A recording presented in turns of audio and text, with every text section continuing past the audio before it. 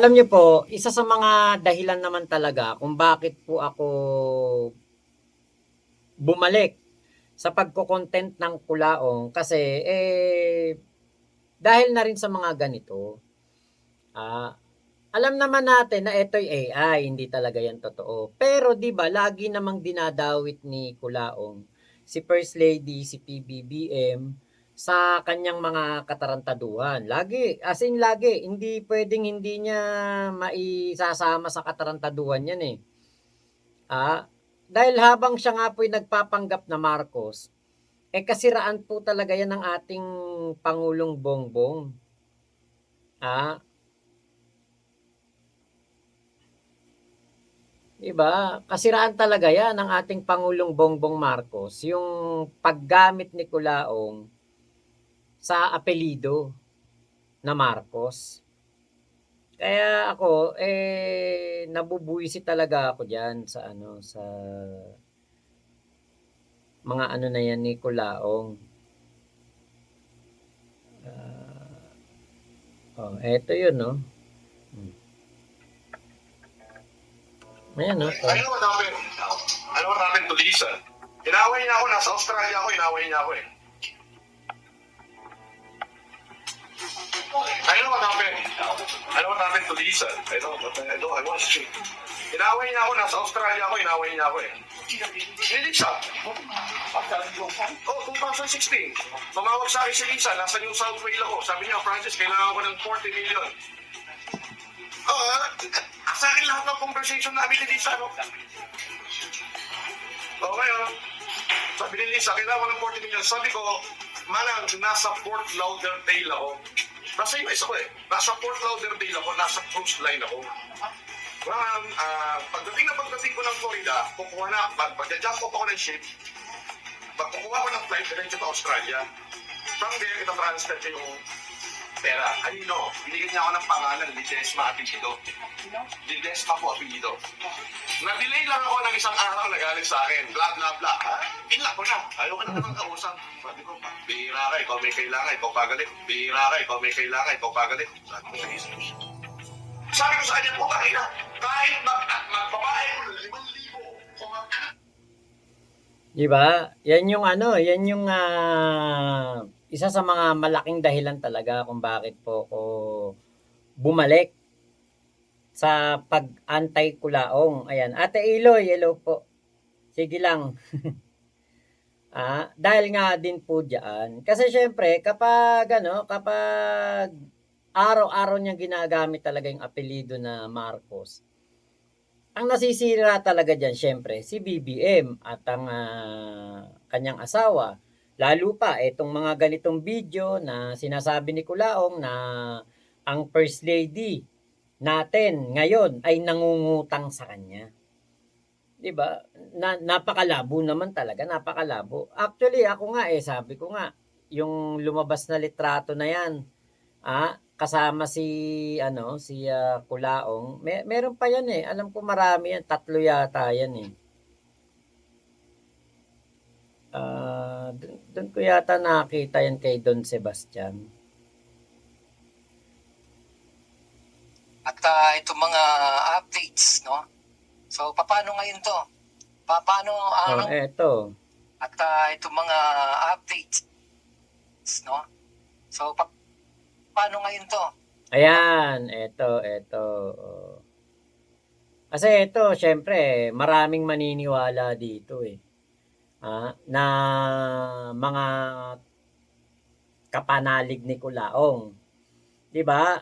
Na ito'y totoo. Pero ito'y ano po ito, siyempre ito po ay, AI, idinikit lang si Kulaong diyan. Kahit ako kaya kong gawin 'yan, eh. Ngayon ito pong, nagba-vlog na ito, Junggong nga yata pangalan nito, tama ba? Laptop kaya promise. Ito nga yata yung Junggong. Yung mga ganitong AI, siyempre, papaniwalaan nila yan at sasabihin nila, totoo yan. Ay, kaya pala si kasi ano, si FLM hindi nagla-live kasi 2 araw na kasama pala sila PBBM. Pero syempre dahil ako'y BBM supporter at ako'y nagba-vlog ng patungkol kay BBM, updated ako kay BBM, kay First Lady. Ito po'y date night +1 na post ni ni Paano ay, ang mas ah, at ah, itong mga date night +1 yan ni PBBM at ni First Lady Lisa Araneta Marcos. Ito yung updates, no? So, ito yung updates, no? ito yung original niyan, original post. Teka lang, hanapin natin. Mga kababayan, dati-rat, Ayun, ito yung original post. Ayan. Yan yung original post. Yan po. Siyempre, manipulated yun, AI yun. Inilagay si Kulaong dito sa bakanteng upuan, katabi ni First Lady. Yung isa nga, nakasili pa doon eh. Gagawin talaga nila yan. Na, na, yung ganyang, ganyang, pag-fake news dito sa ating Pangulo at kay Kulaong. Kasi alam nyo, eto nung panahon namin, nila Tol Jojo, nila Jake Magnus, Kuya Spencer, Ate Lisa, DJ Byron, lahat kami, mga 14 vloggers, saka yung iba pang mga vloggers noon na tagapagtanggol ni Kulaong. Wala kaming ganto na mga ginagawang ganyan, yung mga ganyang pang mamanipulate ng mga litrato para lang maano si Kulaong na siya talaga Marcos. Hindi kami gumagawa ng ganyan kasi hindi naman namin kailangan noon yun eh. Saka ang mga info na nakukuha namin noon ay galing lang din kay Kulaong. Kunwari, may inilabas na issue si Boss Mike. Sasabihin ni Kulaong, eto sagot nyo. Sabihin nyo ganito, sabihin nyo ganyan. Tapos may ilalabas na naman na issue ang UTW. Eto, reply nyo. Sabihin nyo ganito. Nagbibigay si Kulaong ng mga iba-vlog namin. Pangontra din noon sa mga UTW. Pero eto, tong taong to na tama, Junggo nga, ito nga yun, nagsusuporta kay Kulaong. Dumaan to sa newsfeed ko siguro dahil pro Kulaong, dumaan to sa YouTube newsfeed ko. Parang nasa 300 plus lang yung yung views nitong video na to. So, paano ngayon to? Ayan. Paano, ano masasabihin ni David dito? O David, o yung mga dyan, kumusta naman kayo? Paano ngayon to? Tinapos na ni FLM Francis Leo Marcos ang laban. Paano ngayon to? Authentic yung photo, ayan yung shadow ng lamesa. Ibig sabihin, meron siyang meron siyang dyan, talagang fine dining tawag dyan. Nakaupo talaga siya at hindi inedit Dalawang AI na yung ginamit ko. Talagang siya legit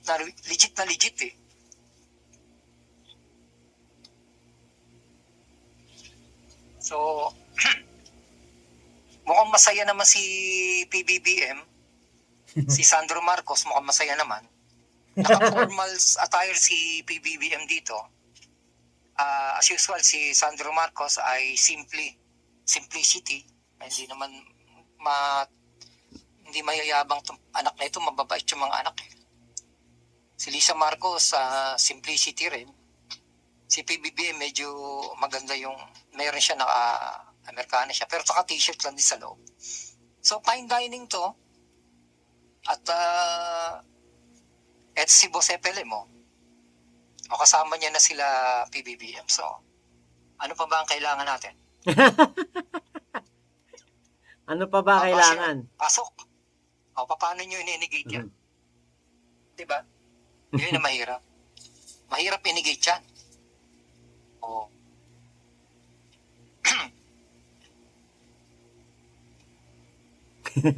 At itong mga updates, no? So, paano ngayon to? Paano, ano masasabihin ni David dito? O David, o yung mga ano dyan, o kamusta naman kayo? Paano ngayon to? Diba? Ayun na. Eto nga, nag-selfie pa nga si ano, si Kulaong nag-selfie pa kasama ang first family baka nga gusto lang din nun sumikat. Pwede naman, di ba? Baka nga gusto lang talaga nun.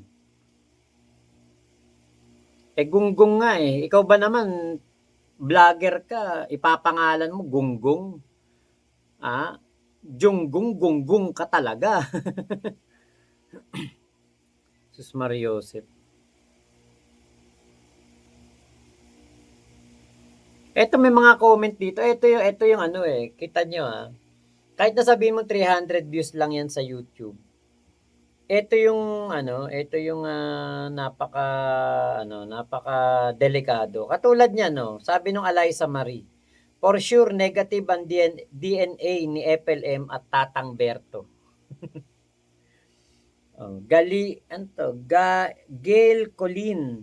Tama mga epal kasi ako nga yung nag-alaga sa kanya, 12 years old kasama niya diba? Yan yung mga kagunggungan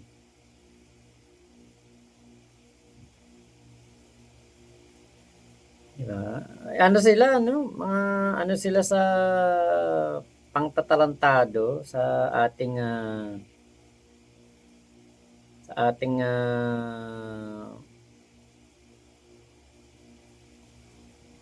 first family matagal naman nang yan. Dininay yan ng ating Pangulong Bongbong Marcos, dininay din niya ni Amy Marcos. Sa mga post nga noon may post si Sandro Marcos, sinasabi yan na not a Marcos. May post yan si Sandro Marcos noon, pati yung mga Romualdez din. Jolo Romualdez yata yun, nag-post din yun na yung sinasabi ni Kulaong na pinabura daw ng ninang niya. Tapos pinagsabihan daw yung mga Romualdez na ba't kayo nakikisala, hindi naman kayo Marcos. 'Di ba? Ngayon itong junggong na to, tong gunggong na to, ewan natin kung kung talagang ito ba'y pro Kulaong o ito ba'y sarcastic na na pag content, satire. 'Di ba? Pero it's too late. Late na. 'Di ba? Yan nga yung sinabi ko sa inyo. Si Tita Marbs late na. Kahit yung gawin niya yung pinaka drastic measure na pwede niyang gawin as pro Kulaong, hindi sisikat, hindi lalago, hindi makikilala. Hindi katulad namin noon, kami nila Jake Magnus, Tol Jojo. Talagang umangat mga pangalan namin kahit papaano hanggang ngayon. 'Di ba? Kami nandito pa rin sa YouTube at active at kami kami ay mga kumbaga yung namin, yung mga ginagawa namin ngayon kumbaga visible pa rin kami at kami sa tao. Hindi katulad niyang yang kunwari ngayon mag-aano ka, pro Kulaong ka. Hindi ka na kayang buhatin ni Kulaong, hindi ka na kayang palaguin ni Kulaong.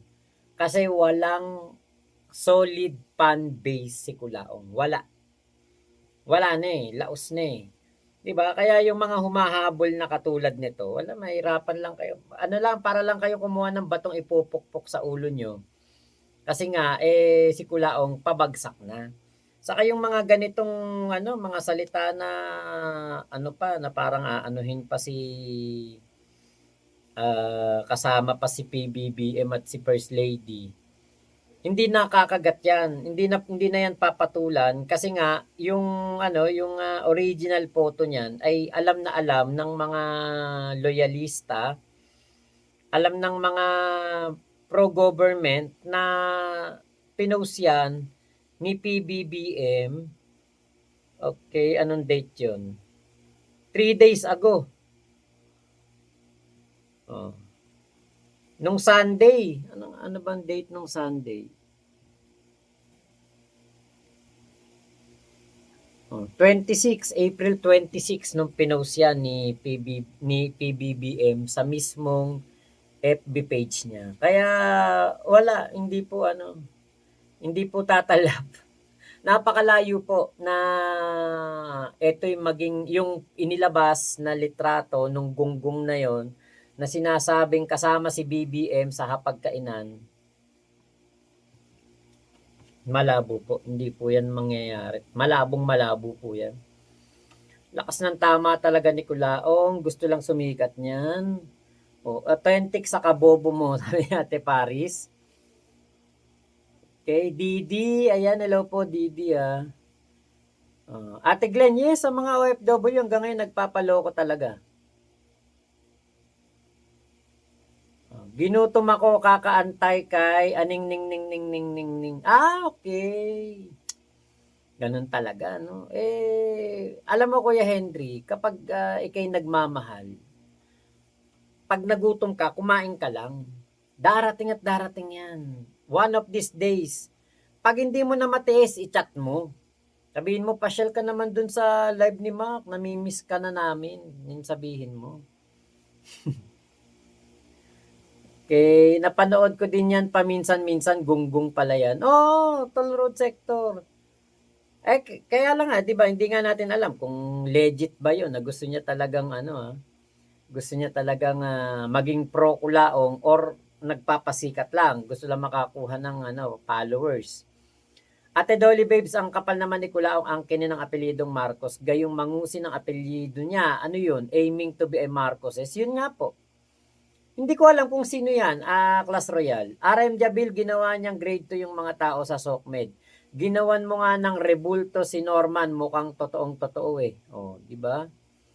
Lap trip, di ba? Gerson Honrado. Kay Ate Pink Butterfly, for views lang ata habol niyan. Baka nga, for the content only, Ate Glenn. Kay Ate Katrina Love, hirap maglay, nalulunok ang sariling kasinungalingan. Medyo nauubo nga Ate Glenn, ayan, magaling talaga manalita para makabudol.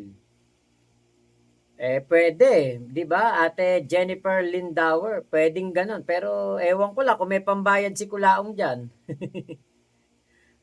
Late na gigising ata, Ate Pink Butterfly. May exposure mabilis nga pero sira naman reputasyon mo. Kapag kay Kulaong ka dumikit, para mapabilis ka makilala, short-term exposure, sira pa pangalan mo. Yes, RM Jabil, totoo yan. Nagmamahal, ayun di ba? Talagang mapapatanong ka talaga, Kuya Henry, nagmamahal, di ba? Medyo confused ka siguro ngayon no? Kuya Henry? Confused ka, no? Kapag yan mga 2 araw, 3 araw pa, tapos hindi mo na matiis, i-chat mo yan Chat mo yan. Confused ka kasi nag-heart sa story mo, tapos ngayon hindi nagpapakita, hindi nagpaparamdam.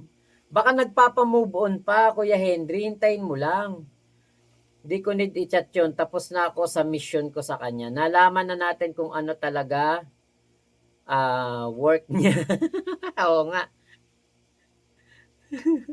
Ay, Ate Abby Marquez, hello po. Derek Cosme, sakto din yung picture nila PBBM, may kasamang langaw. Herbs! Ate Modern Parents. New Love Team, Kuya Henry at Ate Marbs. Ay, hindi po new. Wala pa naman wala pa naman po. Kapag siguro naka-move on na po si Ate Marbs. Sabi ni Ate Marbs 3 months daw siya bago maka-move on Ewan lang natin kung mahintay ni Kuya Henry. Hindi natin sure baka hindi baka hindi na mahintay.